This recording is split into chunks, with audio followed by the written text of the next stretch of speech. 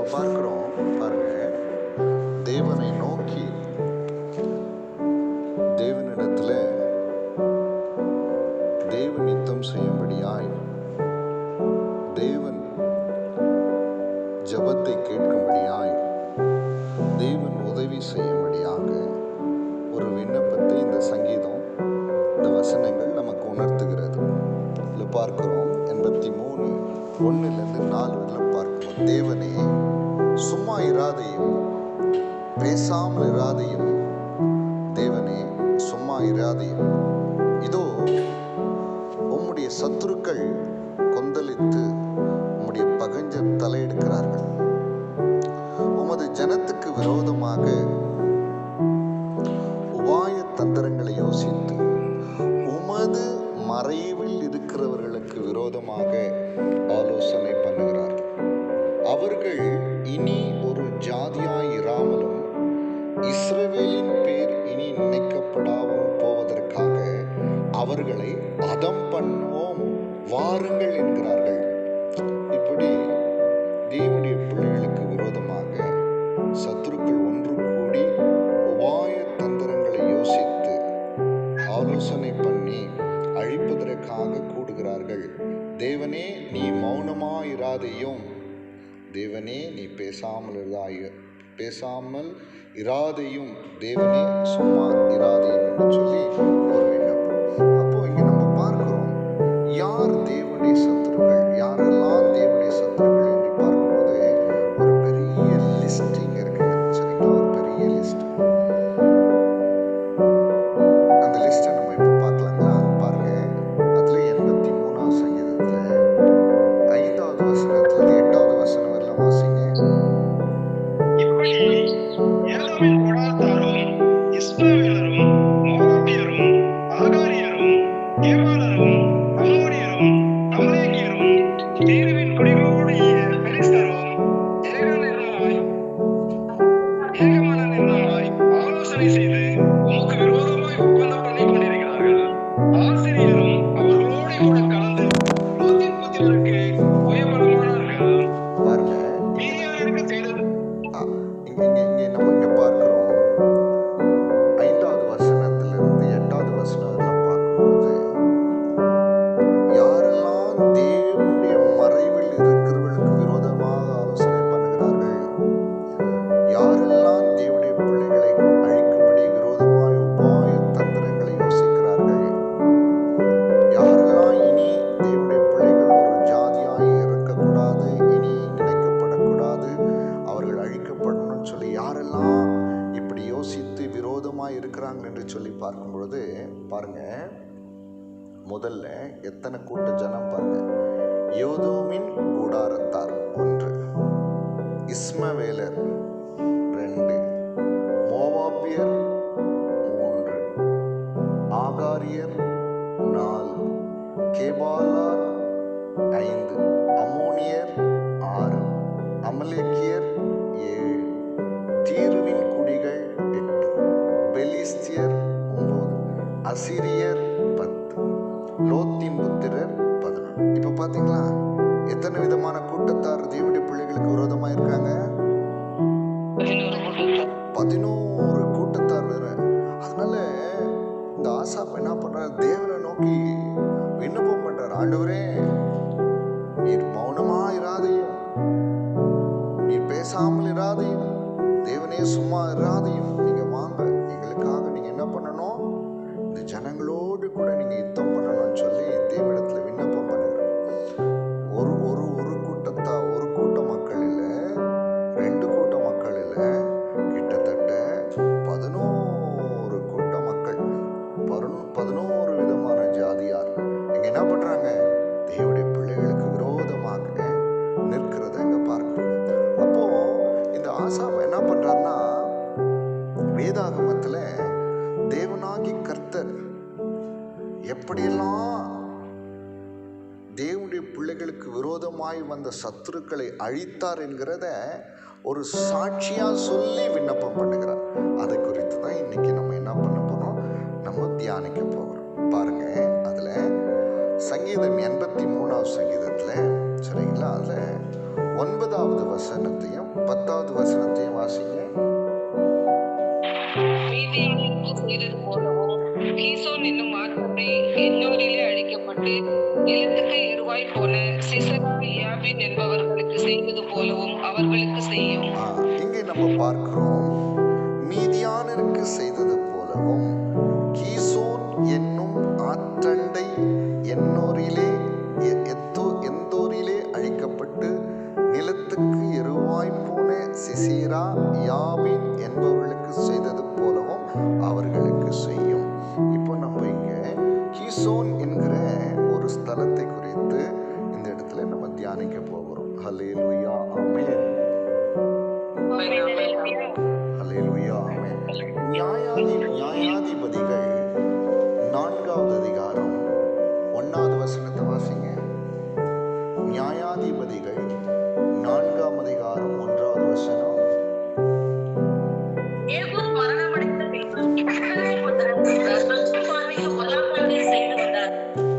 கிளியரா வாசிங்க. மரணமடைந்த பின்பு இஸ்ரவேல் புத்திரர் திரும்ப கர்த்தரின் பார்வைக்கு பொல்லாப்பானதை செய்து வந்தார்கள். அதுக்கு அடுத்த வசனம். ஆகையால் கர்த்தர் அவர்களை அத்தேசத்தை ஆளுகிற யோபின் என்னும் கானானுடைய ராஜாவின் கையிலே விற்று போட்டார். அவருடைய சேனாதிபதி வாசிங்க. இங்க நம்ம ஆகையால் கர்த்தர் அவர்களை ஆத்சோரில் ஆளுகிற யாபின் என்னும் கானானுடைய ராஜாவின் கையிலே விற்று போட்டார். அவனுடைய சேனாபதிக்கு சிசேரா என்று பேர். அவன் புறஜாதிகளுடைய பட்டணமாகிய ஆரோசேத்திலே குடியிருந்தான். இங்க நம்ம பார்க்கிறோம், நல்ல கவனிங்க. இஸ்ரவேல் புத்திரர் கர்த்தரின் பார்வைக்கு என்ன பண்ணாங்கன்னா பொல்லாப்பானதை செய்தார்கள்.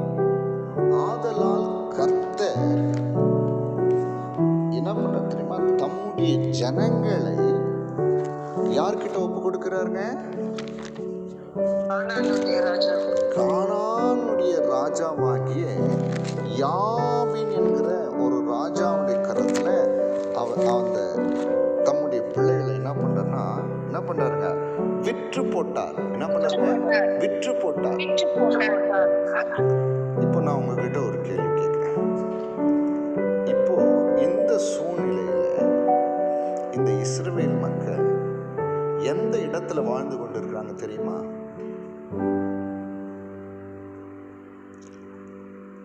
இவர்கள் வாழ்கிற காலகட்டம் எந்த தேசத்தில் இவர்கள் வாழ்ந்து கொண்டிருக்காங்க தெரியுமா?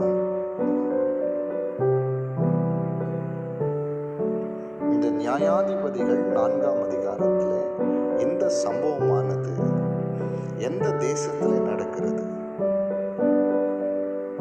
சொல்லுங்க, யாருக்குன்னா தெரியுமா? பாருங்க, நல்ல கவனிங்க. தேவனாகிய கர்த்தர்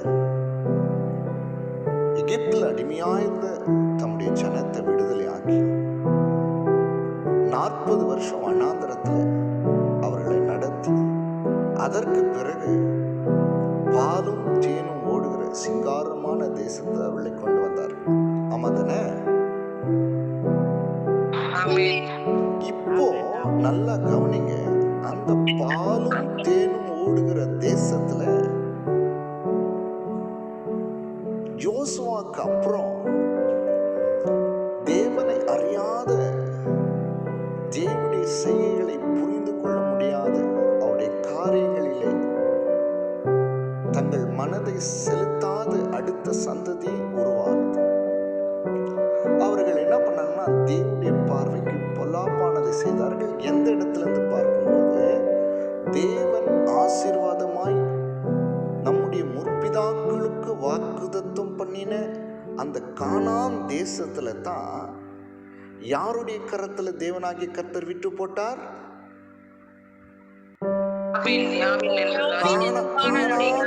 கானானுடைய ராஜாவாகி யாபினுடைய கரத்துல விட்டு போட்டார். ஏன் விட்டு போட்டார் தெரியுமா? அவர்கள் தேவனுக்கு விரோதமாய் பொல்லாப்பானதை செய்தார்கள். கானானியரை தான் ஆண்டவர் என்ன பண்ணாரு? 6 பெரிய ஜாதிகளை துரத்தினார். அதுல கானானியர் ஒருத்தர். ஆனா அதே கானானியர் இப்போ அந்த பாலத்தின் ஓடுகிற தேசத்துல யாரை அடிமைப்படுத்தி ஒடுக்கினார்கள் தெரியுமா? தேவனுடைய பிள்ளைகளை ஒடுக்கி அடிமைப்படுத்தினார்கள். நீங்க நியாயாதிபதிகள் 4ஆம் அதிகாரம் 3ஆம் வசனத்தை வாசிக்கலாம். வாசிங்க.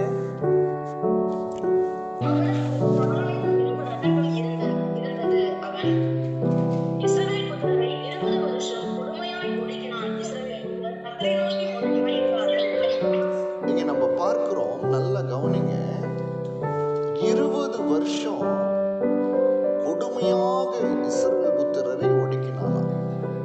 எந்த தேசத்துல?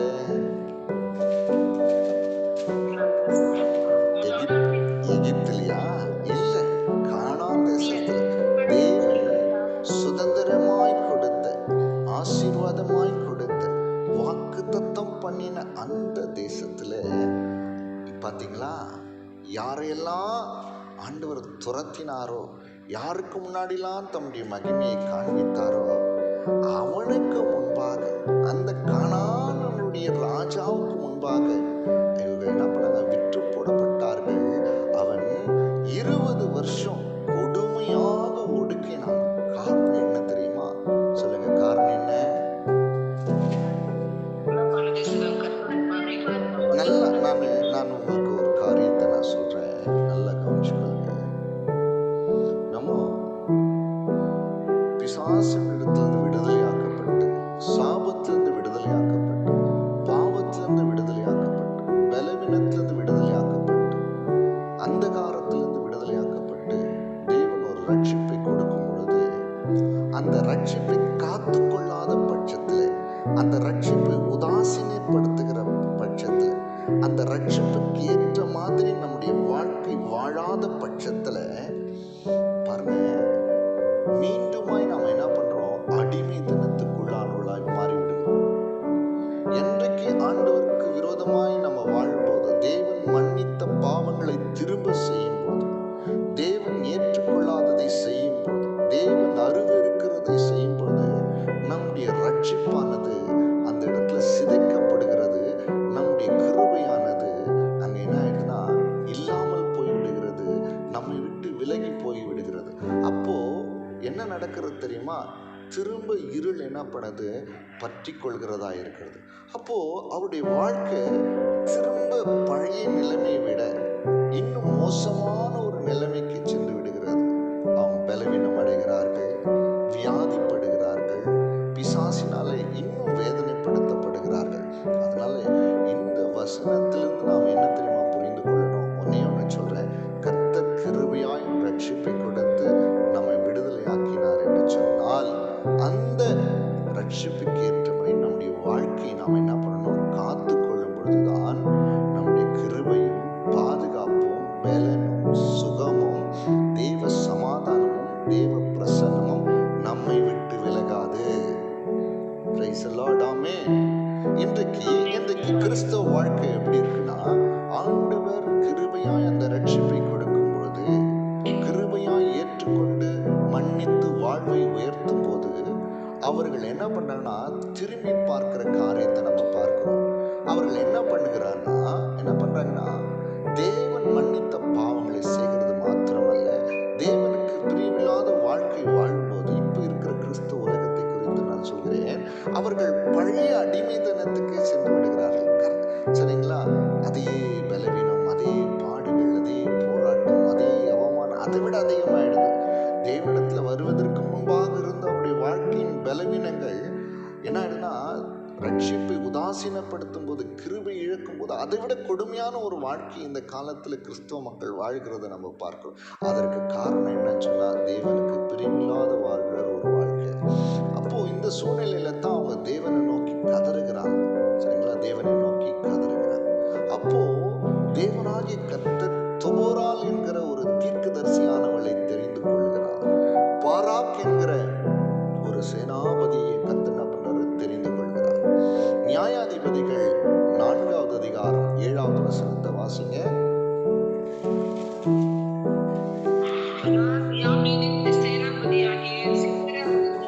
அவன் ரதங்களையும் கீசோன் பள்ளத்தாக்கிலே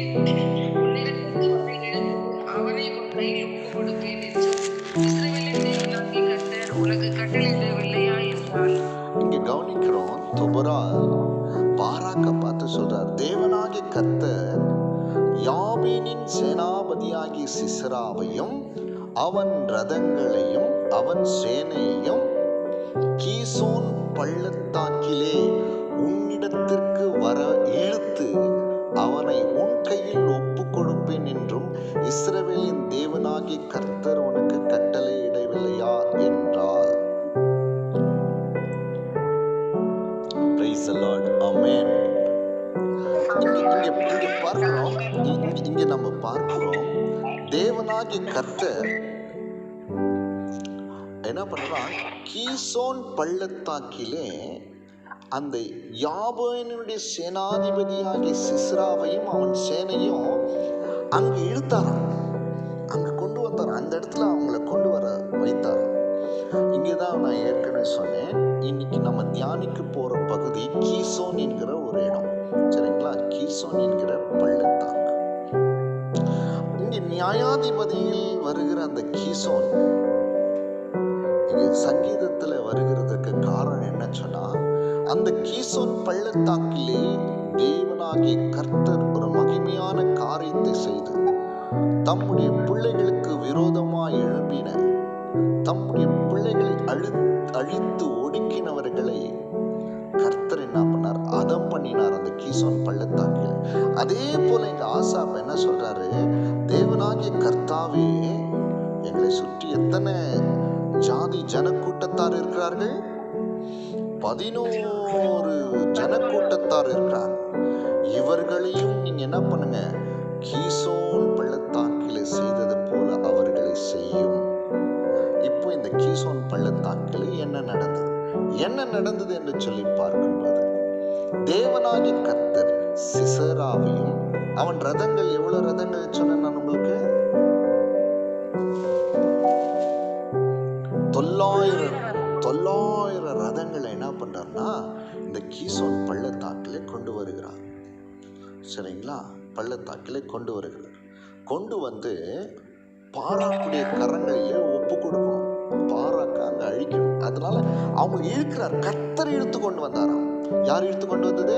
கர்த்தர் இழுத்து கொண்டு வந்தார். பாருங்க, இந்த கீசோன் பள்ளத்தாக்கு சரிங்களா, திடீரென்று பருவநிலை மாறுகிற ஒரு இடம்.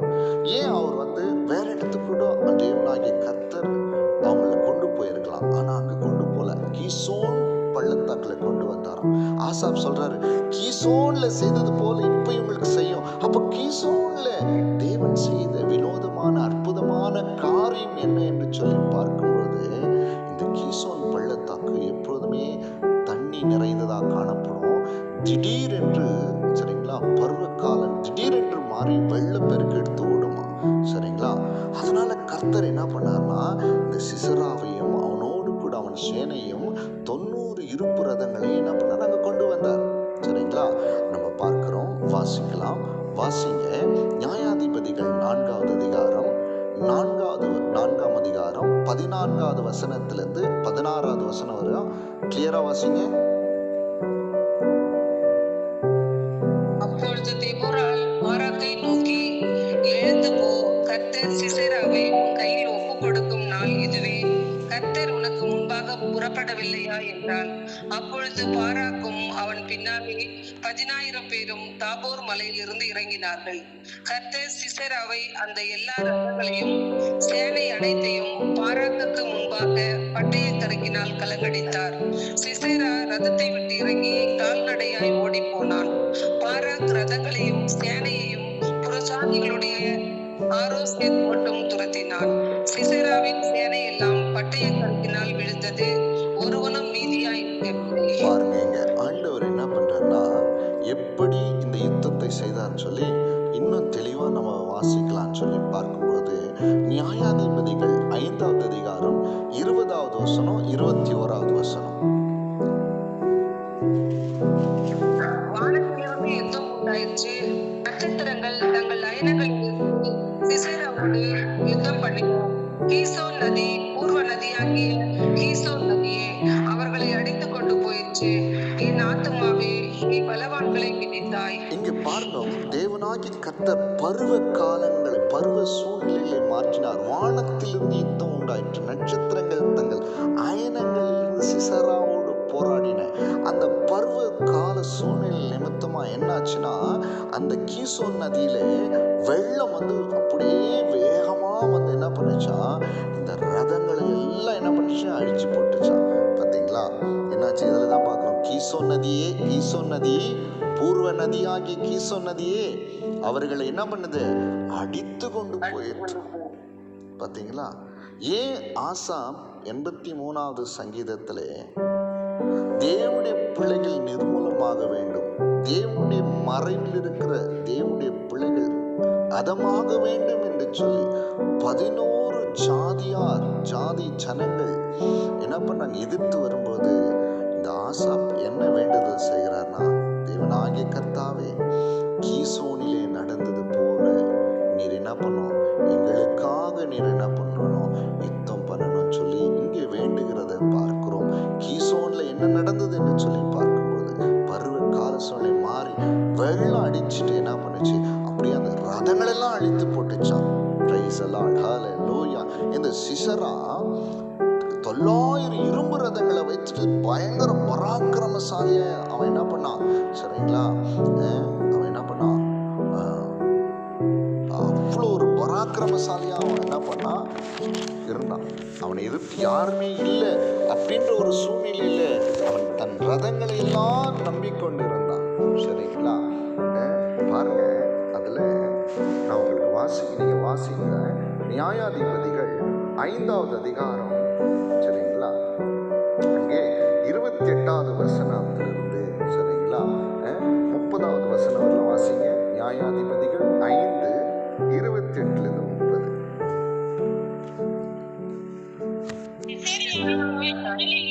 பலகனி வழியாய் பார்த்து கொண்டிருந்து அவனுடைய ரதம் வராமல் பிந்தி போனதென்ன, அவனுடைய ரதங்களின் ஓட்டம் தாமதிக்கிறது என்ன என்று புலம்பினாள்.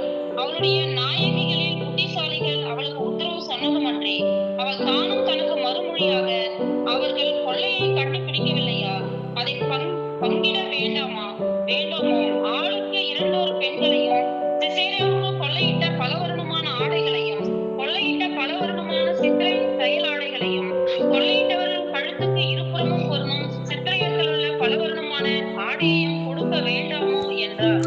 பாருங்க, அப்படிதான் சிசேரா எப்பொழுதும் வெற்றியோடு வலம் வருவானா, சரிங்களா? ஆனால் பாருங்க, தேவனுடைய பிள்ளைகளுக்கு விரோதமாய் எழும்பின சிசேராவையும் அவனுடைய இரும்பு ரதங்களையும் கீசோன் நதியிலே தேவனாகிய கர்த்தர் நிர்மூலமாக்கப்படும்படியாய் செய்தார். சிசரா அவனுடைய ஜனங்கள் எல்லாரும் ஒருத்தனும் மீந்திருக்கு கால்நடையா ஓடி போய் ஒரு இடத்துல நின்று, அவனுடைய மரணம் என்பது ஒரு வித்தியாசமான மரணமாயிருந்தது. யாகேல் என்கிற, சரிங்களா, ஒரு கூடாரத்துல வாழ்கிற, சரிங்களா, ஒரு பெண்ணிடத்துல போய் அவன் மரிக்கிறத, சரிங்களா, அவனுடைய முடிவை நம்ம பார்க்கிறோம். ஹல்லேலூயா, ஆமென், ஆமென். இன்னைக்கு நான் சொல்றேன் பாருங்க, தேவனுடைய பிள்ளைகளுக்கு விரோதமாகும், தேவனுடைய ஜனங்களுக்கு விரோதமாகும், தேவனுடைய ராஜ்யங்களுக்கு விரோதமாய் போராடுகிற எப்பேற்பட்ட வல்லமையானாலும், எப்படிப்பட்ட ஆளுகை என்று சொன்னாலும், எப்படிப்பட்ட ஜனங்களாயிருந்தாலும் அவர்கள் பட்டு வீழ்வார்கள். நாம் உண்மையாயிருக்கும் போது, ஹல்லேலூயா, நம்முடைய ஜெபம் உண்மையாயிருக்கும் போது, நாம் தேவனுக்கு பிரியமாயிருக்கும் போது, எப்படிப்பட்ட ஒரு சூழ்நிலையும் நம்ம எதிர்த்து வந்தாலும் கர்த்தர் நமக்காக யுத்தம் பண்ணுவார். எப்படி கீசோனிலே சிசராவையும் சேனையும் அவருடைய இரும்பு ரதங்களையும் வரவழைத்து தண்ணீர் அடித்து கொண்டு போய் எல்லா ரதங்களும் கழுவுக்கப்பட்டது, வானத்தில் யுத்தம் உண்டாயிற்று, அவருடைய ஜனங்களில் எல்லாரும் ஒருத்தனும் மீதியாகாதபடி கர்த்தர் அழித்து போட்டாரே. ஹல்லேலூயா. அப்படியாய் நிச்சயமாய் கர்த்தர் தம்முடைய பிள்ளைகளுக்காக யுத்தம் பண்ணுகிறவராய், தம்முடைய ஜனங்களுக்காய் யுத்தம் பண்ணுகிறவராய், தம்முடைய சபைகளுக்காய் யுத்தம் பண்ணுகிறவராய், தம்முடைய ராஜ்யங்களுக்காய் யுத்தம் பண்ணுகிறவராய் இருக்கிறார். ஹல்லேலூயா. அதனால சோர்ந்து போவாதீங்க. தேவன் எப்பொழுதுமே தம்முடைய பிள்ளைகளுக்கு தோல்வியை தருவதில்லை, தம்முடைய பிள்ளைகளுக்கு நன்மையும் வெற்றியுமே தருகிறார். ஹல்லேலூயா, ஆமென்.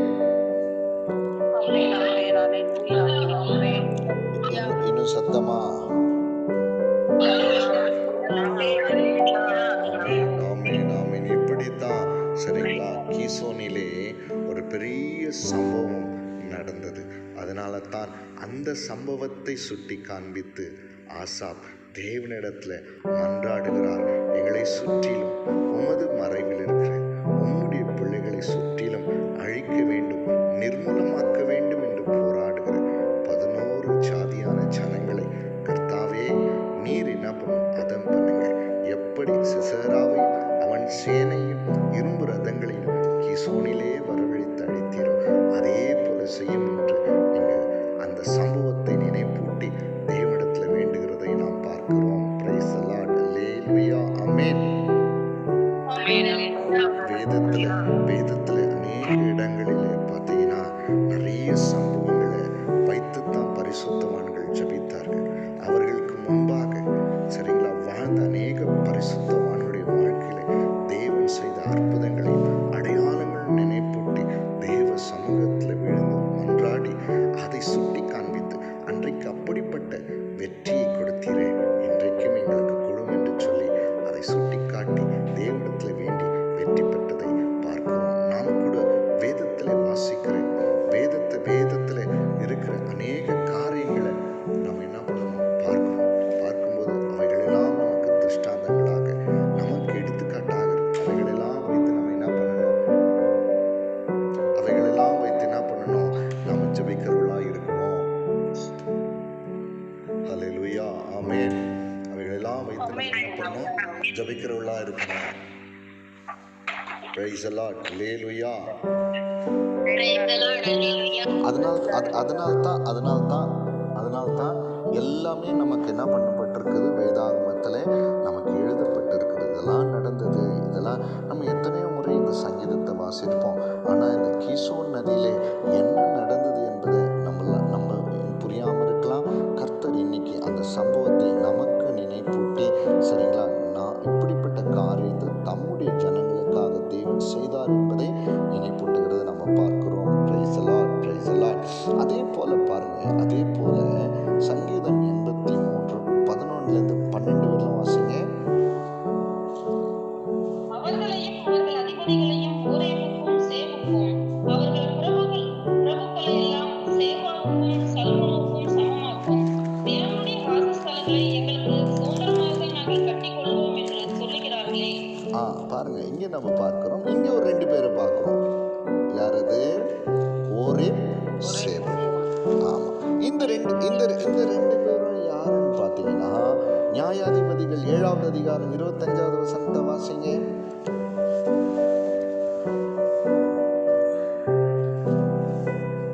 நியாயாதிபதிகள் 7:25.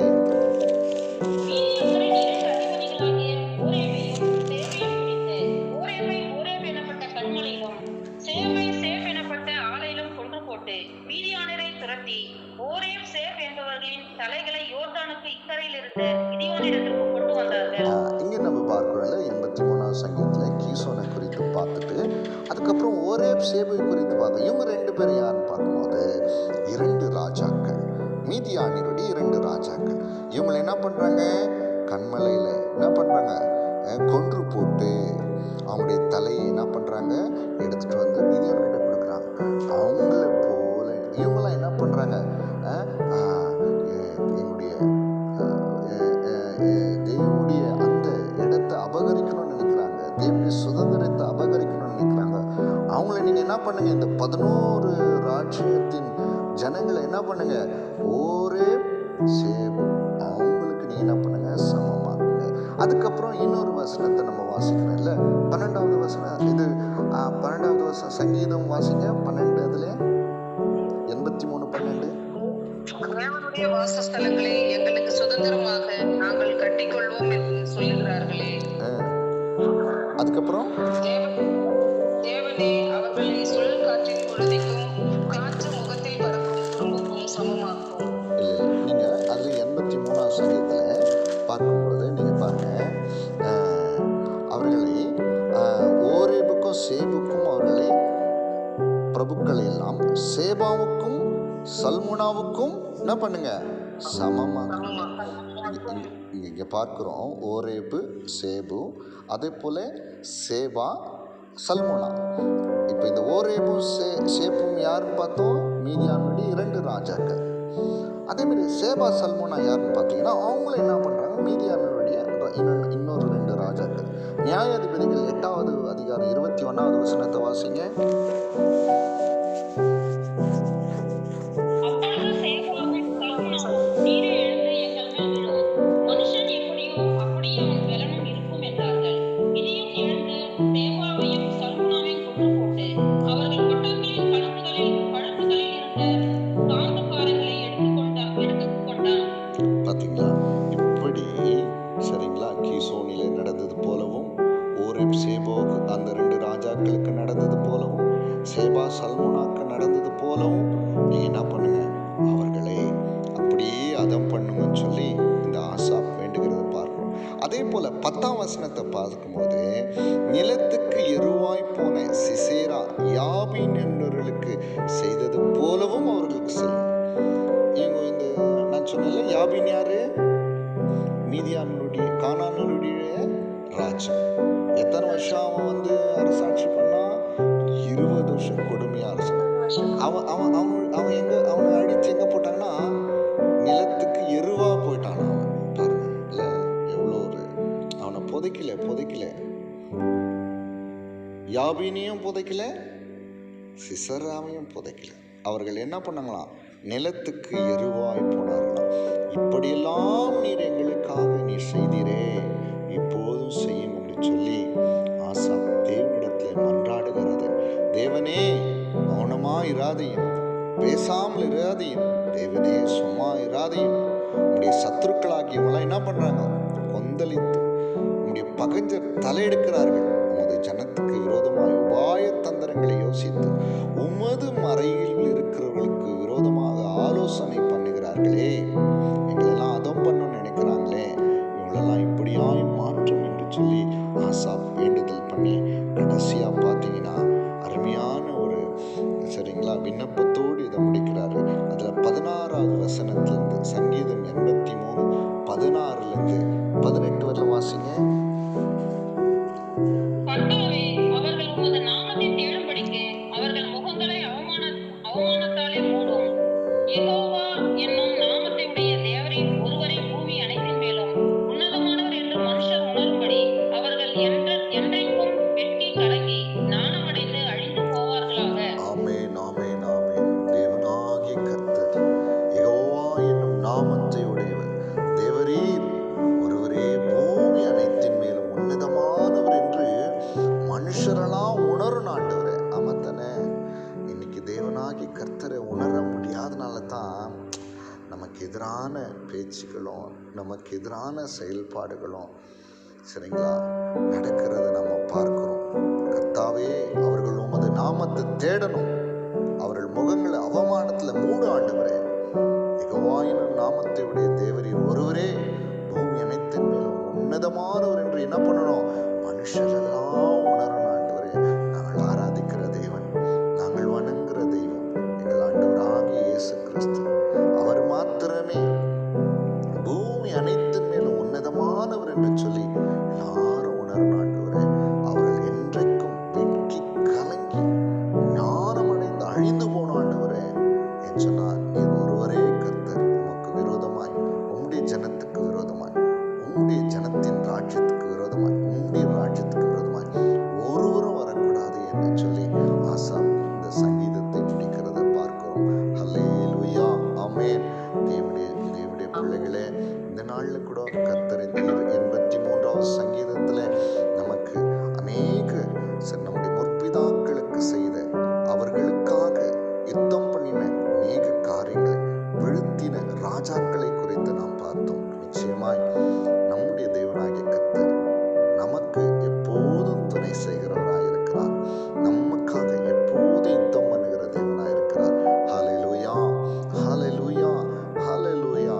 நம்ம ஆண்டவரை துதித்து ஆண்டவரை மகிமைப்படுத்தும்படி அவர் ஒருவரே பூமி அனைத்தின் மேலும் உன்னதமானவர் என்று மனுஷெல்லாம் உணரத்தக்கதாக நாம் தேவனுக்காக வாழும்போது அப்படிப்பட்ட மகிமையை தேவன் நம் ஒவ்வொரு மூலமாக